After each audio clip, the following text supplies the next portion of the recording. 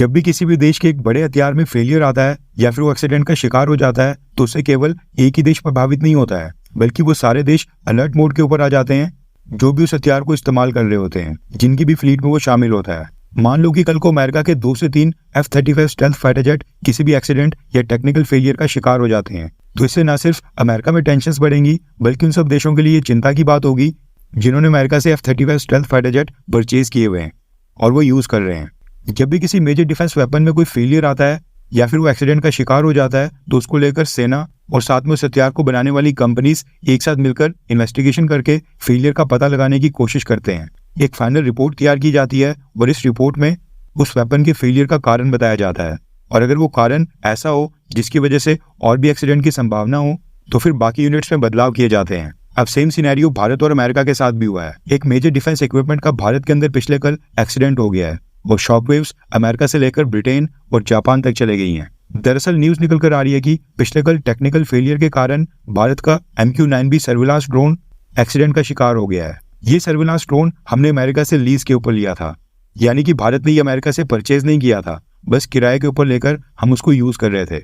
साल 2020 में इस तरह की भारत ने 2 ड्रोन्स अमेरिका से लीज के ऊपर लिए थे और 31 की संख्या में और परचेज करने के लिए हम अमेरिका के साथ इस समय नेगोशिएशंस भी कर रहे हैं। न्यूज निकल कर आ रही है कि पिछले कल दिन में 2 बजे के करीब ये ड्रोन चेन्नई के तट के पास एक रूटीन सर्विलांस मिशन के ऊपर था, जिस वक्त इस पर अचानक से एक टेक्निकल फेलियर आ जाता है। टेक्निकल फेलियर के कारण इस ड्रोन को वापस से नेवल बेस के ऊपर भी नहीं ला जा सकता था। वहां पर अगर ये आउट ऑफ कंट्रोल हो जाता तो एक बड़ा नुकसान कर सकता था, इसलिए इंडियन नेवी को इस ड्रोन की एक कंट्रोल डिचिंग करवानी पड़ी। इंडियन नेवी ने कहा है कि उन्होंने पहले एक समुद्र में खाली एरिया को लोकेट किया, उसके बाद फिर इस ड्रोन की समुद्र के अंदर ही एक कंट्रोल डिचिंग करवाई गई, यानी कि धीरे धीरे इस ड्रोन के ऑल्टीट्यूड को कम करके इसको नीचे लाकर समुद्र में इसकी लैंडिंग करवाई गई।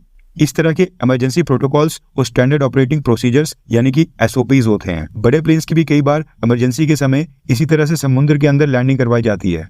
ये वीडियो मैं सुबह के 5 बजे रिकॉर्ड कर रहा हूँ और अभी तक इंडियन नेवी ने इस ड्रोन को रिकवर नहीं किया है। इंडियन नेवी का कहना है कि वो लगातार समुद्र के उस एरिया को स्कैन कर रहे हैं जहां पर ये ड्रोन गिर गया था और बड़ी जल्द कोई गुड न्यूज आ सकती है।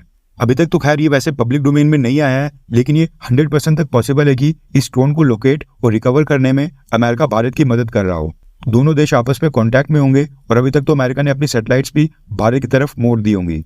अब जो ये अमेरिकन कंपनी जनरल एटॉमिक्स का MQ-9B ड्रोन है, ये भारत और अमेरिका के साथ साथ ब्रिटेन और जापान की सेना में भी शामिल है, इसलिए इस पूरी डेवलपमेंट के ऊपर जापान और ब्रिटेन की सेना भी नजर बनाए बैठी है। भारत को इस ड्रोन के लिए अमेरिका को इसकी फुल कॉस्ट नहीं देनी पड़ेगी, लेकिन क्योंकि ये ड्रोन भारत के पास लीज के ऊपर था, इसलिए अब इस ड्रोन को बनाने वाली जनरल एटॉमिक्स कंपनी उनकी एक टीम भारत आएगी और इस ड्रोन को रिकवर करके अपने साथ अमेरिका ले जाएगी। उसके बाद फिर वहां पर इन्वेस्टिगेशन की जाएगी और पता लगाने की कोशिश की जाएगी कि आखिरकार इस ड्रोन में क्या टेक्निकल फेलियर आया था। हो सकता है कि अमेरिका की सेना के कुछ ड्रोन ऑपरेशन संभालने वाले ऑफिशियल्स भी भारत में आए और इन्वेस्टिगेशन में दोनों देश आपस में कोऑपरेट करें। टेक्निकल फेलियर का कारण पता लगाया जाएगा ताकि अगर किसी कंपोनेंट में खराबी है तो उसको बाकी ड्रोन्स पे भी रिप्लेस किया जा सके। वैसे देखा जाए तो ये काफी सीरियस मैटर है, क्योंकि अभी तो शुक्र है कि ये ड्रोन किसी शिप, बोट या फिर सिविलियन एरिया में जाकर क्रैश नहीं हुआ। इसलिए अमेरिका भारत की मदद से इस टेक्निकल फेलियर के एग्जैक्ट कारण का पता जरूर लगाएगा।